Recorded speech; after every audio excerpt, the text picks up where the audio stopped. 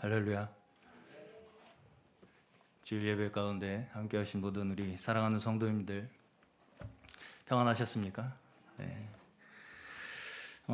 정말 우리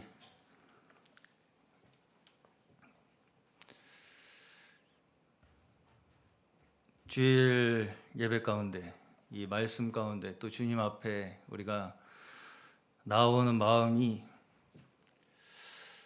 참 점점 저는 그렇습니다. 이 세상의 이 메마른 이 땅 가운데에서 오직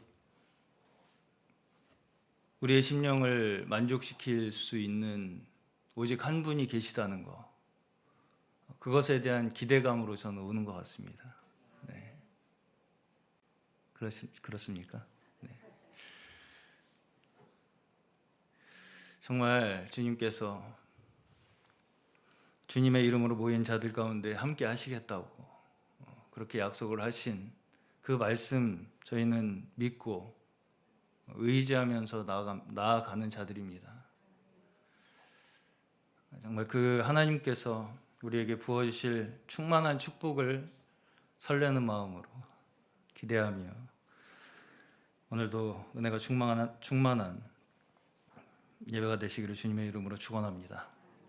오늘 제가 함께 나눌 말씀 함께 보셨듯이 재물의 목적이라는 제목으로 함께 말씀을 나눠보려고 하는데요. 저번 주에 네, 저번 주에 제가 나눴던 말씀이 뭔지 기억나시나요? 김범자매님. 네? 네. 진정한 친구는 무엇인가에 대해서 함께 말씀을 나누었었습니다.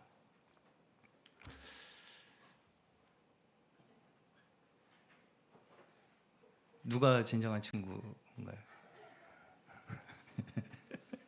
네. 저번 주의 말씀에 의하면 예수님께서 우리를 위하여 목숨을 버리셨듯이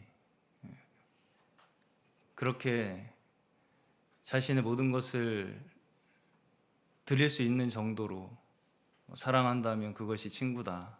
그것보다 더한 친구는 없다. 라고 말씀을 하셨죠. 네.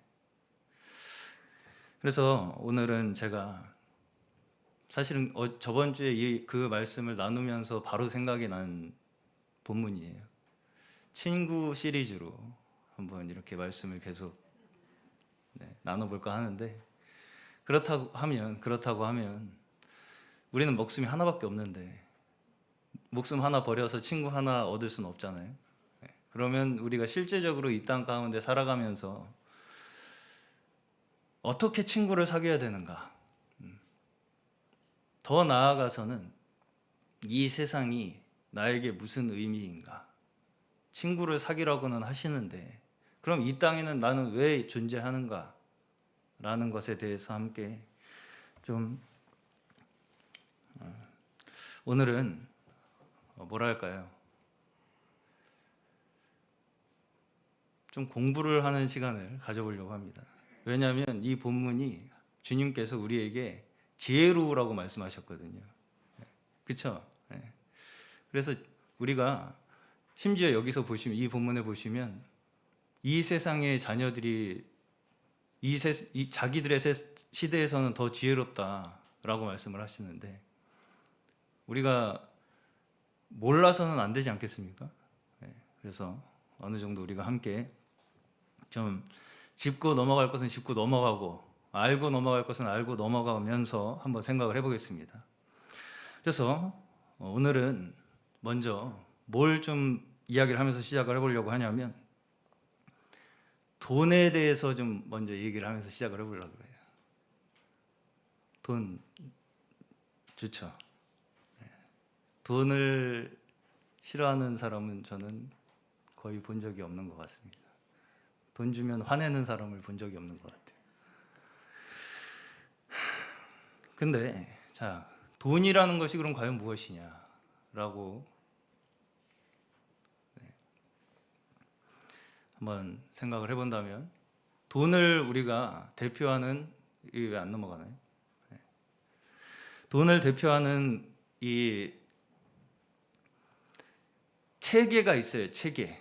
예, 우리의 이 사회를 설명하는 하나의 돈을 설명하는 체계가 있는데, 돈으로 대표되는 그거를 우리는 뭐라고 부르죠? 자본주의라고 부릅니다. 네, 네, 자본주의. 아주 행복한 표정이죠. 네. 저런 돈더미에 쌓여 있으면 누구나 저런 표정이 될 것이라고 생각이 듭니다. 우리는 지금 자본주의라는 세상 속에 살고 있고요. 돈 없이는 한순간도 살 수가 없습니다.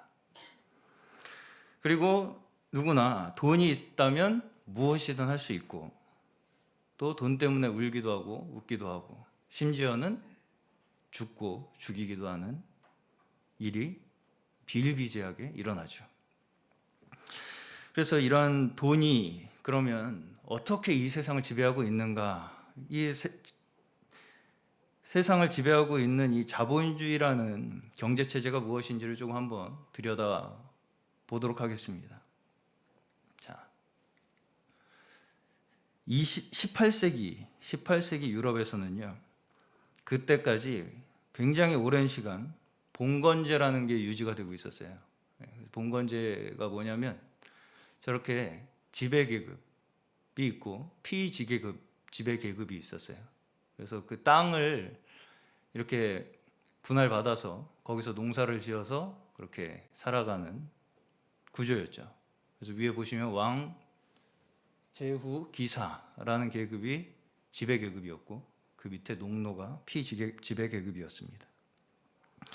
근데 이 18세기가 여기에서 이제 막 자본주의가 시작되던 때였어요.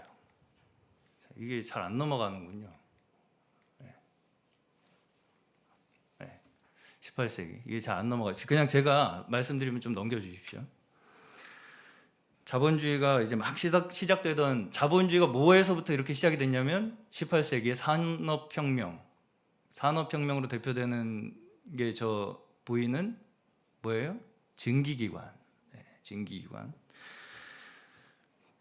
그래서 이때 당시에 이 세계를 거의 지배하고 있던 사상이 있었는데, 그 사상을 뭐라고 부르냐면 중상주의라고 불렀어요. 네, 중상주의. 그래서 중상주의가 뭐냐면 국가가 부자가 돼야 되는데 어떻게 하면 부자가 돼요? 뭐가 부자인가요? 네, 돈이 많아야 부자죠. 네, 그겁니다. 근데 금과 은과 같은 보화를 많이 가지고 있으면 부자다라고 생각을 했어요. 뭐 당연하게 들리기도 하죠, 어떤 면에선.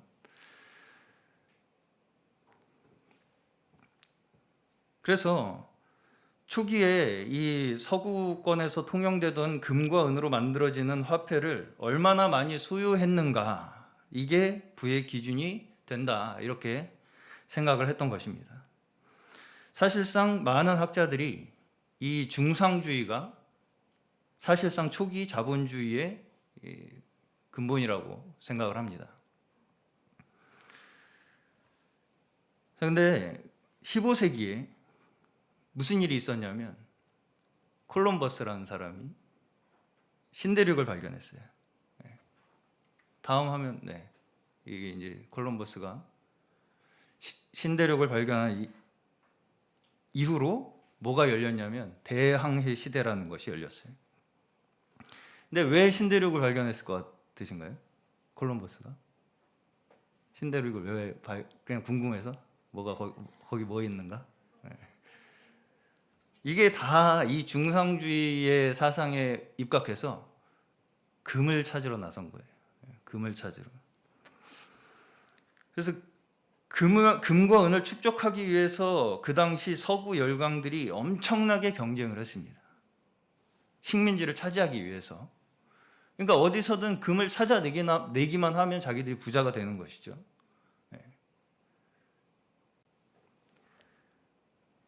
그리고 이러한 시기에 유럽은 아메리카 식민지, 아메리카가 이제 신대륙으로 발견이 되면서 엄청난 금과 은을 소유하게 돼요. 거기서 이제 엄청나게 약탈을 하죠. 다 아시다시피. 그래서 이 부를 통해서 산업혁명이 일어난 거예요. 이 대항해 시대에 엄청난 식민지들을 통해서 축적한 그 부, 그 금과 은과 같은 부를 바탕으로 산업혁명이 일어나고, 그 산업혁명을 기반으로 기술의 발전이 이루어지면서 계속해서 더 많은 식민지들을 개척합니다. 다음 화면 넘겨보시겠어요? 이게 이제 19세기쯤에 편성되었던 이 식민지 지도입니다. 그래서 나라들이, 유럽 서구 열강들이 나라를 이렇게 세 개를 서로 쪼개 먹었었죠. 그런데 이런 과정 속에서 우리가 소위 자본주의라고 부르는 이 경제 체제의 원리를 논리적으로 설명을 한 사람이 나왔어요. 그 사람의 이름이 뭐냐면, 다음 화면 보여주시면, 애덤 스미스라는, 이 사람을 경제학의 아버지라고 이렇게 부릅니다. 그러니까 소위 이제까지 이렇게 흘러왔던 우리의 어떤 경제의 흐름, 그 상황, 그 역사를 일목요연하게 그렇게 논리적으로 설명한 사람이 이 사람이 이제 처음인 거죠. 이 사람이 무슨 책을 썼냐면 국부론이라는 책을 썼어요. 국부론. 그래서 어떻게 나라가 부자가 되느냐. 여기서 이제 유명한 보이지 않는 손이라는 말을 남기게 됩니다. 보이지 않는 손이 뭐냐면, 보이지 않는 손 들어보셨죠? 이게 뭐냐면, 여기 PPT에 보시면 이기적인 개인의 사사로운 영리 활동이 사회 전체의 공적 이익을 증진시킨다. 좀 어렵나요? 네. 한마디로 그냥 자유롭게 이익을 추구하면 사람이, 그렇게 사람을 자유롭게 이익을 추구하도록 놔두는 자유로운 이 시장 속에서만이 국가와 개인에게 부가 돌아간다 라고 하는 것이 이 보이지 않는 손이었습니다.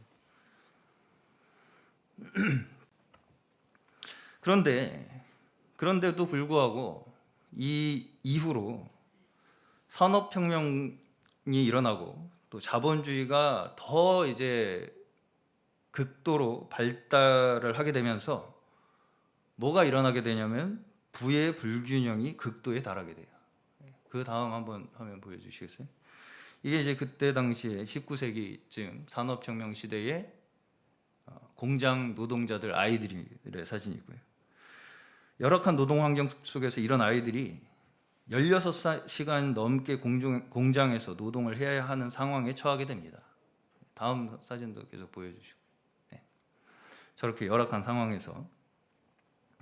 그러다 보니까 이런 상황에서 왜 이렇게 사회가 불균형하냐라는 이 고민을 하다 보니까 나온 사람들이, 그 다음에 마르크스라는 사람이 사회주의와 공산주의와 같은 사상을 가지고 등장을 하게 됩니다. 어떤가요, 인상이? 한참 우리나라는 이 사람의 이름만 입에 올려도 쥐도 새도 모르게 사라지던 그런 사람이었습니다.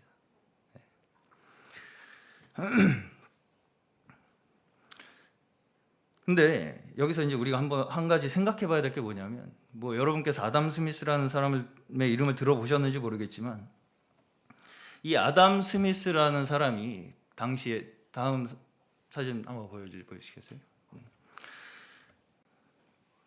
화면을 그냥 저한테 돌려주세요. 우리가 아담 스미스의 보이지 않는 손이 자유시장 경제의 원리를 설명한 것이다, 이렇게 생각을 많이 합니다. 보이지 않는 손이라는 게 자유로운 시장 경제를 이야기한 것이다, 그렇게 얘기를 많이 생각을 하는데, 실제로 사실은 아담 스미스는 이때 당시에 중상주의적인 경제 체제를 비판하기 위해서 이 국부론을 쓴 거였어요.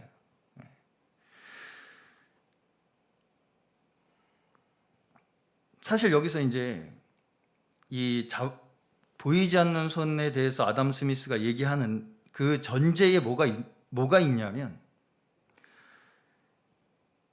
말하자면 이기적으로 사람이 아무리 행동을 하더라도 이 모든 것이 결국은 국가의 부로 돌아갈 것이라고 얘기한 거잖아요. 그것이 뭐냐면, 사람이 아무리 이기적으로 행동을 하더라도 절대적 보편적 도덕 원칙에서는 벗어나지 않을 거라는 기대가 있었어요. 그 전제가 거기에 있었어요. 그래서 이 사람이 이 책을 쓰기에 앞서서 도덕 감정론이라는 책을 썼는데, 그 도덕 감정론이라는 책에서 이 사람은 이 보이지 않는 손에 대해서 또 한 번 얘기를 하면서, 그 도덕 감정론이라는 책이 훨씬 이전에 쓰여진 책이었는데, 거기서 이미 보이지 않는 손에 대해서 얘기를 하면서 이 보이지 않는 손이라는 것이 결국은 사람의 이 행동을 규제하는 하나의 틀로서 설명을 하고 있다는 거죠. 절대적인 도덕 원칙에서는 벗어나지 않을 거라고 본 거예요, 사람이. 그렇지만 결국은 이러한 자본주의, 자유시장 경제체제 사상을 배경으로서 서구 열강들은 더 힘을 얻어서 19세기에 근대 제국주의를 이루게 됩니다. 자국의 이익만을 극도로 추구하면서 식민지 개척을 경쟁적으로 하게 되었고요. 식민지 정복 전쟁으로 인해서 결국 이 결과로 일어난 게 두 차례의 세계대전입니다. 1차 세계대전만 2,500만 명이 죽었다고 추산이 돼요. 자, 여기까지 이 자본주의라는 것이 무엇인가를 한번 짚어봤고요. 자, 그렇다면 돈이라는 것은 무엇인가? 돈의 실체. 이렇게 중상주의적 사상, 무조건 돈만 많으면 된다. 특히 그 돈이 그때 당시에는 금과 은이었습니다. 금과 은의 사용이 이제 그렇게 식민지를 통해서 많이 얻게 됨으로써 사용이 대중화가 됐어요. 금과 은의 유통량이 많아졌다는 거죠. 그래서 많은 양의 그 금화와 은화가 사용되면서 이제 뭐냐면, 이 금화를 직접 들고 다니기가 너무 위험했던 거예요.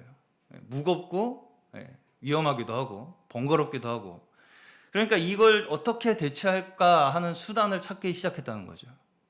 그래서 특히 유럽에서 영국을 중심으로 뭐가 발상하기 시작했을 것 같아요?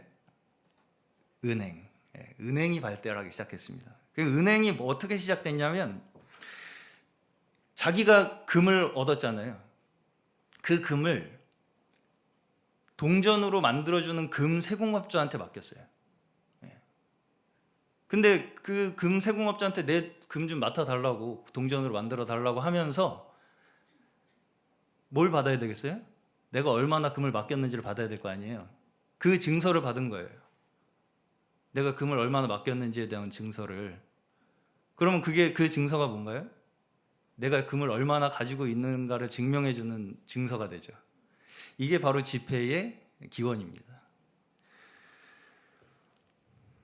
그래서 근데 그러다 보니까 사람들이 금을 직접 거래하는 것보다 내가 이만큼 금 가지고 있다라는 증서를 그냥 보여주는 것이 더 간편하다는 걸 알게 된 거예요.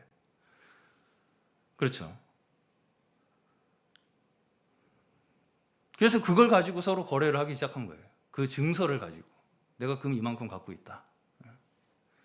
그런데 이 모습을 본 금 세공업자는 뭘 생각을 해냈냐면, 이 금을 안 찾아가네? 그냥 자기들끼리 그 보관 증서로 거래를 하네? 그럼 나는 어때요? 이 금을 가지고 다른 사람 들려줘도 되죠. 그래서 다른 사람 빌려줬어요. 그게 뭔가요? 대출. 대출입니다. 근데 문제가 뭐냐면, 그래서 이제 그 보관증을, 심지어 그것도 그냥 보관증을 써줬어요. 금을 직접 빌려주는 게 아니라 내가 너한테 이 금에 대한 보관증을 써줌으로써 너한테 이 금을 빌려줄게가 된 거죠. 근데 이제 문제가 뭐냐면 그 금세공업자한테 얼만큼의 금이 있는지를 아무도 몰라요. 그러니까 그 사람은 뭐예요? 내가 얼마나 빌려줘도 사람들이 몰라요. 그래서 실제로 거의 한 금 보유량의 10배에 달하는 금액을 빌려줬다라는 거죠. 말하자면 100만 원, 나한테 100만 원치 금이 있는데도 1000만 원이 있는 것처럼 보관증을 써줬다는 거예요, 사람들한테. 어떻게 그럴 수 있느냐면 그 금을 안 찾으러 오니까. 만약에 그 금을 찾으러 오잖아요. 한꺼번에 다 찾아가잖아요. 그러면 은행이 망합니다. 그게 지금 현재의 금융 시스템에도 그대로 똑같이 적용되고 있어요. 그래서 제가 알아보니까 지금 우리나라는 이게 정기 예금과 일반 예금이 약간 이 보유해야 하는 현금량이 다른데 정기 예금은 2.5% 정도 돼요. 적죠. 그러니까 2.5%만 남기고 나머지는 다 빌려줘도 되는 거죠. 일반 예금은 한 7% 정도 되더라고요. 그러니까 그 7% 정도의 현금을 어떤 예금자들이 일시에 동시에 다 찾으러 온다. 그러면 은행은 망합니다. 줄 돈이 없기 때문에. 이게 이제 이 현재 이 금융 시스템의 구조입니다. 근데 그래도 이때까지는 이제 금을 기준으로 화폐가 조절됐어요. 금이 얼마나 있느냐에 따라서 조절됐다고요. 이거를 금본위제라고 합니다. 어려운 말로 금이 원래 그 근본이다, 화폐의 근본이다라고 하는 것이에요. 그런데 2차 세계대전을 거치면서 다 아시다시피 미국이 엄청나게 돈을 벌었어요. 그래서 전 세계 금의 70%를 미국이 갖고 있게 됐어요. 그때 당시에 2차 세계대전을 거치면서. 그러다 보니까 다른 나라는 어때요?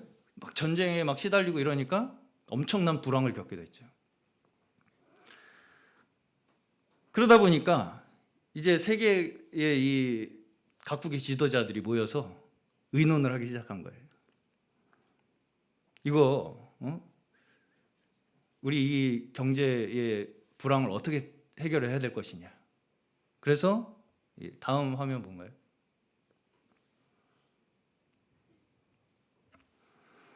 그래서 1944년에 뉴햄프셔주라는 브레튼 우주라는 곳에서 다 같이 회의를 하는데 어떻게 서로 합의를 하냐면 달러 35달러와 금 1온스가 동일한 가치를 가지는 것으로 그냥 고정을 해버리자 라고 결정을 해요. 그리고 그 나머지 국가는 무조건 금을 가지기 위해서는 달러로 금을 사야 돼요. 이렇게, 왜냐하면 미국에 금이 많으니까, 제일 70%가 다 미국에 있으니까. 여기서부터 이제 미국의 달러가 중심이 되기 시작했죠.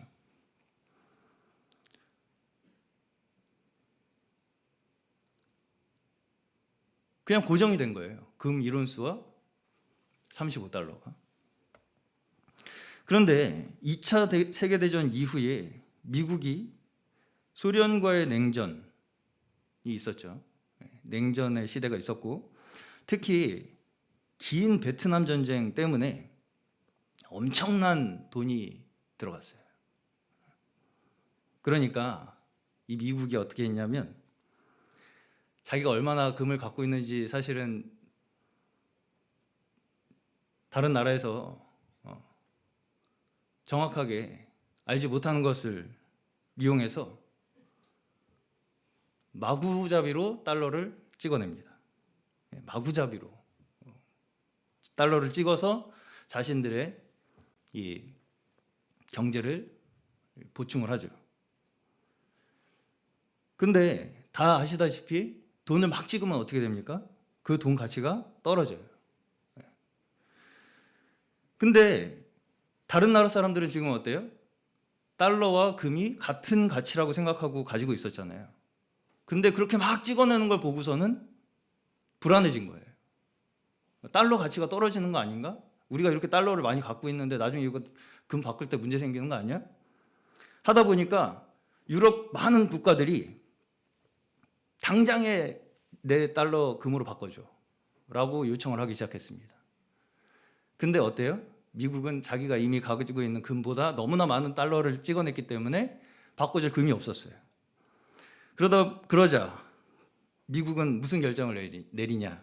1971년 닉슨 대통령이라는 사람이 안 바꿔줘. 끝났어. 금 없어. 금 퇴환 제도. 그러니까 달러를 금으로 바꿔주는 이 제도 자체를 그냥 일방적으로 중단시켜 버립니다. 선언을 해버려요. 이러면서 금과 달러의 연결고리도 끊어진 채 지금 현재는 달러 자체가 중심이 됐죠. 그냥 달러 그 자체로 우리는 그게 마치 금인 것처럼 거래를 합니다. 왜? 미국이 제일 힘이 세고 망할 리가 없고 달러는 그래도 가치가 그렇게 많이 떨어지진 않을 거라는 기대 때문이죠. 그러니까 거의 달러와 금은 지금도 사람들의 머릿속에 동일시가 되어 있습니다. 이것이 지금까지 우리가 우리의 세상에서 사용되고 있는 돈이라는 것의 실체입니다. 어떠신가요? 돈이 굉장히 믿을만한가요?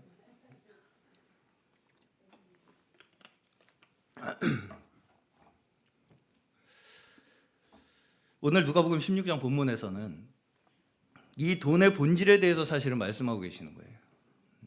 여기 이제 보시면 제가 앞부분을 잠시 설명을 해드리면 여기 어떤 청지기가 있었어요.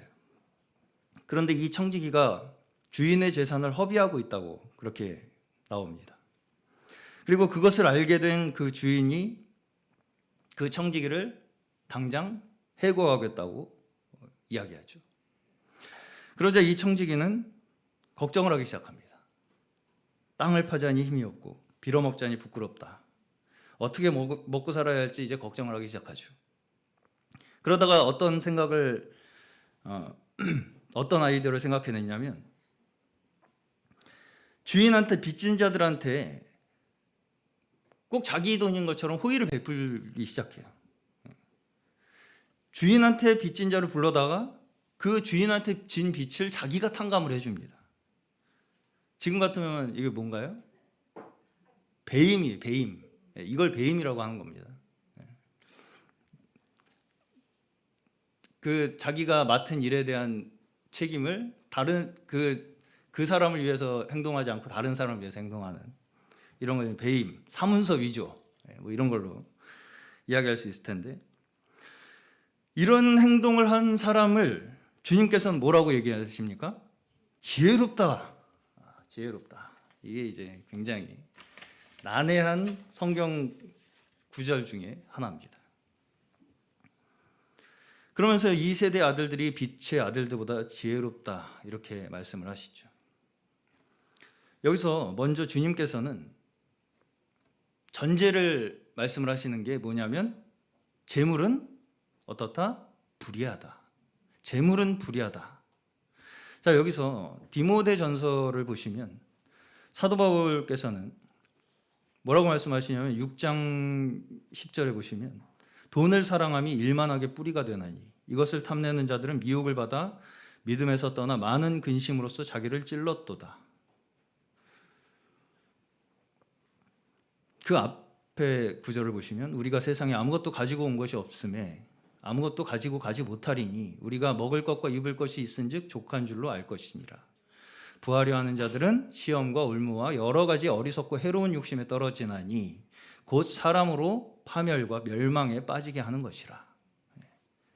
이 세계는 방금 우리가 보셨듯이 뭘 가지고 결국은 싸우는 거냐면 뭘 가지고 싸우는 것 같으세요?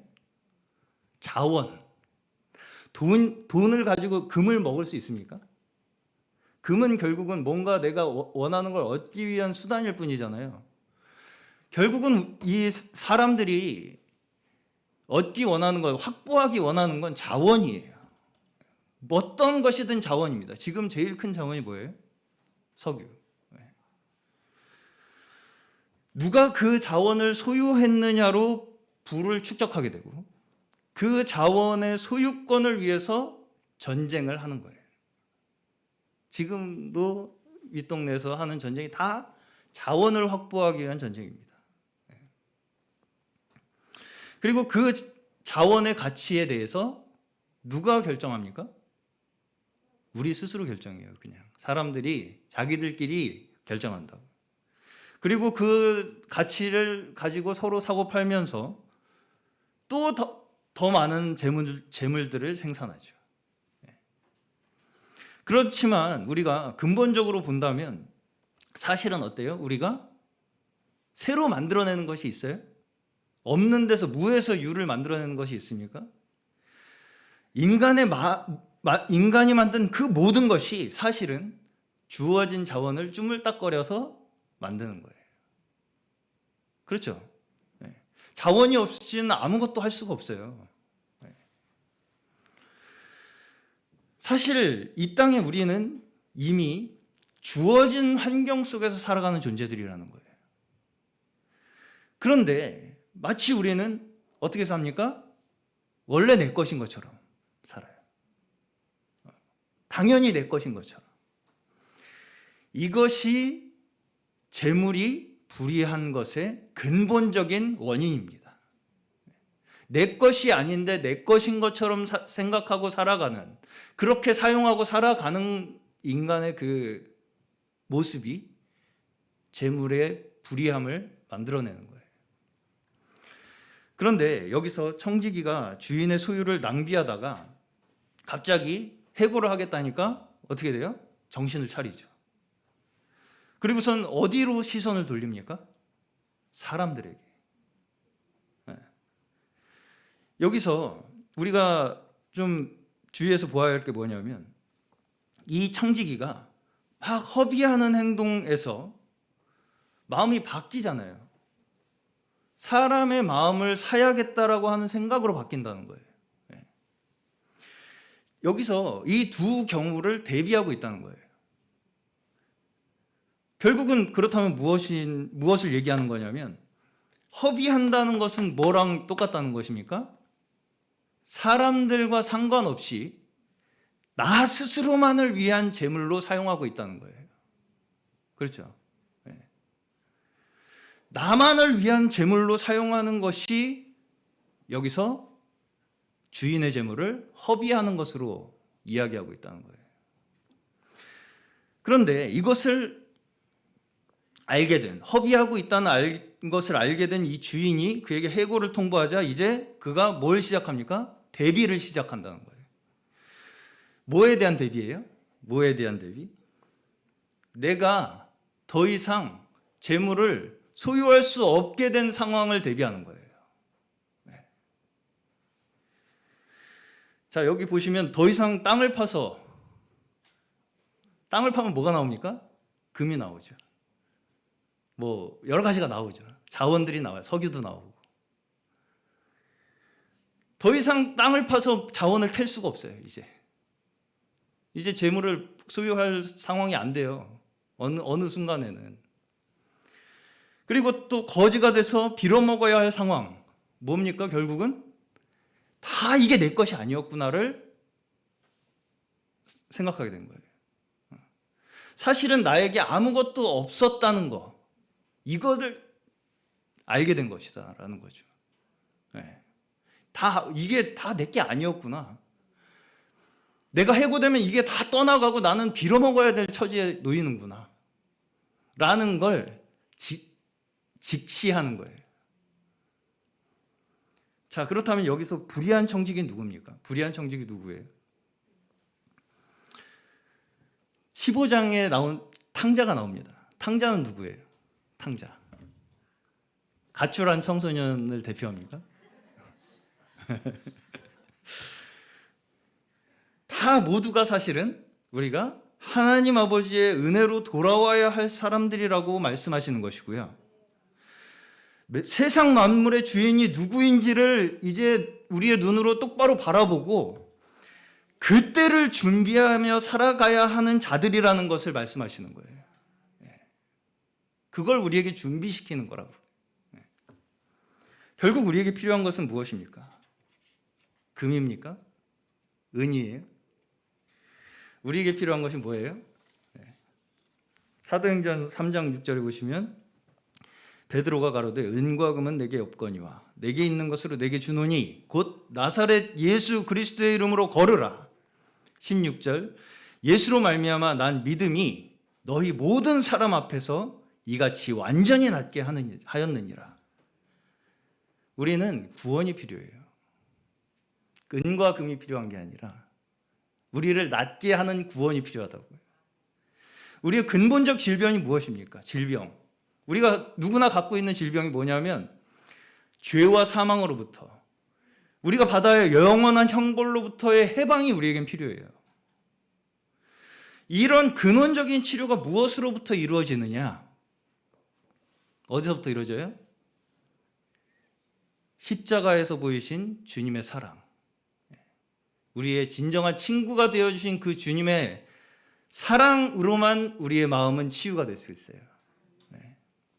우리가 금이 아무리 많아도 은이 아무리 많아도 우리 스스로의 문제는 결코 해결할 수가 없습니다. 그런데 여기서 무엇이 우리의 문제, 우리를 구원할 것이라고 말씀을 하고 있냐면 결국은 뭐예요? 친구의 문제라는 거예요. 친구의 문제. 불의의 제물로 친구를 사귀라고 말씀하십니다. 영혼을 얻으라는 거예요. 한마디로. 이 땅에 살아가면서 우리가 진정 대비해야 할 것이 무엇이냐면 노후 대책이 아니라 내세 대책이에요. 우리가 이 땅에서 진정 구해야 할 것이 무엇인지를 우리가 진정 깊이 깨닫고 그 근원을 깨닫고 살아가는 그 자체의 삶.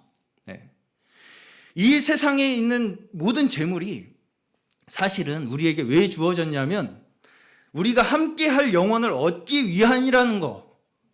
그걸 깨닫기만 해도 이걸 사용해서 우리가 진정 친구를 얻고자 하는 마음으로 우리에게 주어진 재물을 대하고 사용하는 그 인생 그 자체가 우리에게 구원을 준다는 거예요. 저번 주의 말씀과 이어집니다. 친구가 되기 원하는 그 마음 그 자체를 우리가 가져야 한다는 거예요. 근데 어떻게 가집니까? 이 세상에 있는 그 모든 물질, 이 모든 물질 세계를 우리가 그러한 시각으로 바라봐야 한다는 것입니다. 그것이 곧 사실은 우리의 목숨을 버리는 것과 매 한 가지예요. 비록 이 행동이 옳지는 않을지라도 지혜 있는 행동이라는 거예요. 이 말씀 우리가 사실 굉장히 이해하기가 쉽지 않지만 결국은 이 땅에서 재물을 대하는 우리의 태도가 아무리 우리가 스스로 깔끔하고 깨끗하게 살겠다라고 아무리 노력을 할지라도 그것이 완전히 옳은 일이 될 수는 없다는 거예요. 오히려 이런 면에서 이 세대의 아들들이 지혜롭다고 말씀하고 계시죠. 말하자면 이런 돈의 속성을 안다는 거예요. 돈이 뭔지를 안다는 것입니다. 이 세대의 아들들은. 그리고 그걸 어떻게 이용을 해야 될 줄도 안다는 것이죠. 오히려 제가 생각하기에 이 말씀 참 사실 이해하기 쉽지 않지만 오히려 빛의 자녀들이 이런 재물의 속성, 이 재물이라는 것이 결국은 이 물질 세계를 대표하는 것 아니겠습니까? 이 물질 세계를 어떻게 대하느냐에 대한 그 시각이 단편적이 될 가능성이 좀 있다.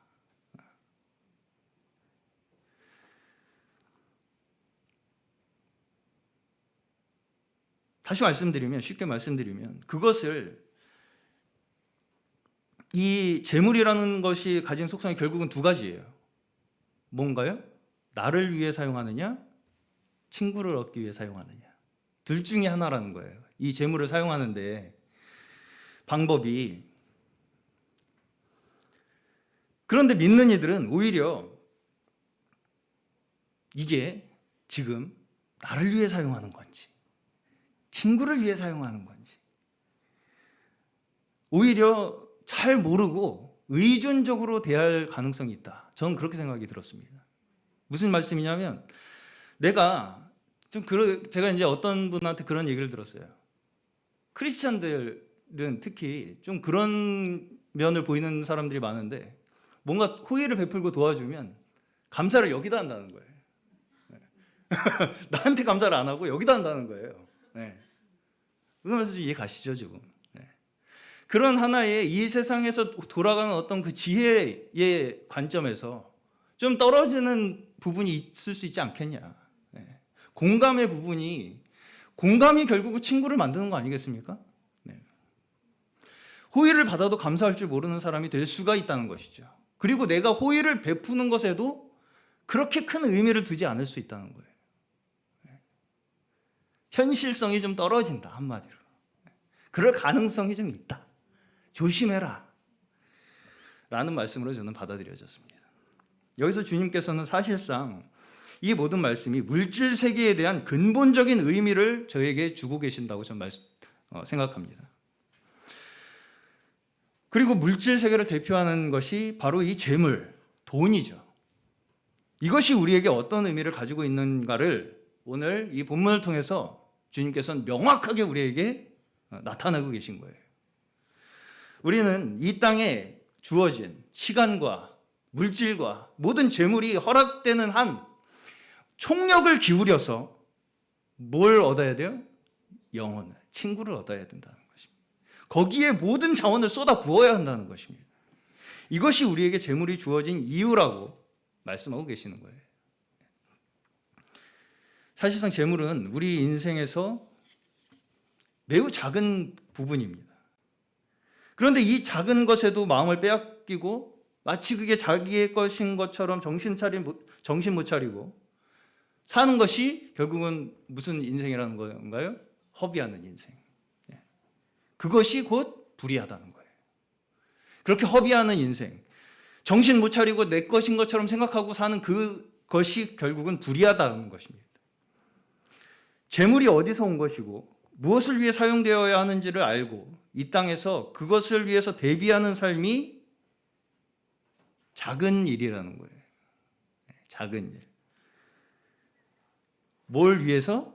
큰 일을 위해서 대비하는, 기본적으로 우리가 알아야 할 것이다라는 것입니다. 이게 기본이라는 거예요. 이 세상에, 그러니까 우리는 기본을 다지기 위해서 이 물질 세계에서 우리가 배우고 있는 거예요. 참된 것을 맡기시기 위해서 이런 불의한 재물로서 우리가 가져야 할 분별력이 무엇인지를 우리에게 알려주고 계신다는 것이죠. 또 남의 기업에 충성한 자에게 그의 기업이 주어진다는 것입니다.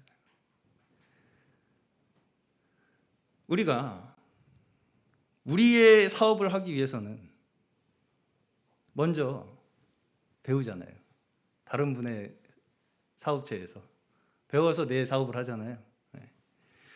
진정 우리가 하나님의 나라에서 우리의 기업을 받아서 살기 위해서는 먼저 여기에서 맡겨진 일에 충성을 다해야만 우리가 정말 주님의 기업을 받았을 때에 일할 수 있는 역량을 가질 수 있게 된다는 것이죠.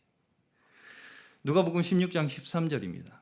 지파인이 두 주인을 섬길 수 없나니 혹 이를 미워하고 저를 사랑하거나 혹 이를 중히 여기고 저를 경히 여길 것임이니라. 너희는 하나님과 재물을 겸하여 섬길 수 없느니라. 자, 우리가 재물이라고 부르는 것, 돈이라고 부르는 것에 근원에 뭐가 있냐면요. 근원에, 자, 우리가 방금 서두의 역사에 대해서 좀 말씀을 드렸잖아요. 돈이 뭔가도 얘기를 해봤고, 거기에 결국은 뭐예요? 돈은 뭐예요?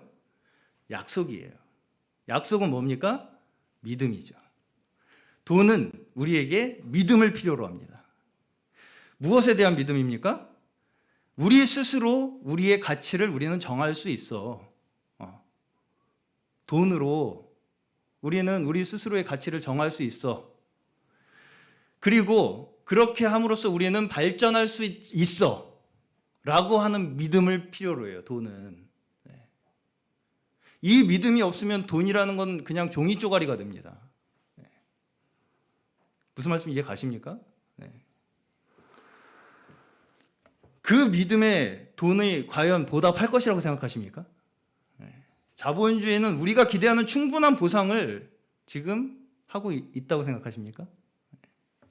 사실상 우리가 생각하는 어떤 이론으로도 아무리 지혜로운 사람들이 이 빈틈을 메꾸려고 각종 이론을 내놓아도 우리는 결코 정의롭고 완벽한 제도를 만들 수가 없어요. 그러나 돈은 스스로를 믿으라고 말합니다. 나를 믿어라. 그러면 너에게 행복이 올 거고, 너 스스로의 가치를 내가 부여해 줌으로써 사회는 완벽해지고 행복해질 거야 라고 하는 이 돈이 말하는 것이 꼭 뭐 같나요? 하나님 같죠. 하나님 같아요. 그렇기 때문에 하나님을 대체하는 것입니다. 그렇기 때문에 하나님과 두 주인을 섬길 수 없다는 거예요. 이것이 주인이 된다는 것입니다. 정확하게 하나님이 우리에게 요구하시는 것, 말씀하시는 것을 돈이 비슷하게 우리에게 요구하기 때문에 그 믿음을. 계시록에 보시면 세상의 끝에 일어날 일에 대해서 이제 묘사를 하면서 마치 적그리스도가 나타나서 경제 활동을 제한하는 것 같은 장면이 나와요. 모든 자가, 작은 자나 큰 자나 부자나 가난한 자나 자유인이나 종들에게 오른손이나 이마에 표를 받게 하고 누구든지 이 표를 가진 자 외에는 매매를 못하게 한다고 그렇게 나옵니다. 그 표는 곧 짐승의 이름이나 그 이름의 수라. 결국은 적그리스도는 이 세상 권력의 정점 아닙니까? 이 세상 권력을 지배하기 위해서 필요한 게 결국은 뭐라는 얘기예요? 화폐를 통제하는 거예요. 돈을 통제하는 힘. 돈을 틀어쥐는 겁니다. 그걸 어떻게 쓰는지를 통제하는 것에서부터 권력이 나오는 거예요. 그래서 저는 아마도 적그리스도가 출현하게 된다면 어떤 식으로든 화폐 개혁을 하려고 하지 않을까, 그렇게 생각이 들었습니다. 그렇다면 우리는 돈에 통제당하는 돈의 노예가 될 것인가? 우리 스스로가 재물을 통제하고 사용하여 영원한 처소에 우리를 영접하는 친구를 만들 것인가의 문제에 서 있습니다. 마지막으로 마태복음 6장 19절에서 21절 읽고 마치겠습니다. 너희를 위하여 보물을 땅에 쌓아두지 말라. 거기는 종과 동록이 해하며 도둑이 구멍을 뚫고 도둑질하느니라. 오직 너희를 위하여 보물을 하늘에 쌓아두라. 거기는 좀이나 동록이 해하지 못하며 도둑이 구멍을 뚫지 못하고 도둑질도 못하느니라. 내 보물 있는 그 곳에는 내 마음도 있느니라. 아멘. 결국은 저번 주에 우리가 나누었던 진정한 친구가 되는 삶을 우리가 살기 위해서는 실제적으로 우리에게 주어진 재물을 영혼을 얻는 데에 투자해야 한다는 것입니다. 우리 주의 나라는 이 세상에 속한 것이 아니라고 말씀하셨어요. 우리 모두가 이 시간에 그 하늘에 속한 백성들로서 주의 나라에 우리의 보물과 우리의 마음을 쌓아두는 저희 모두 되시기를 주님의 이름으로 축원합니다.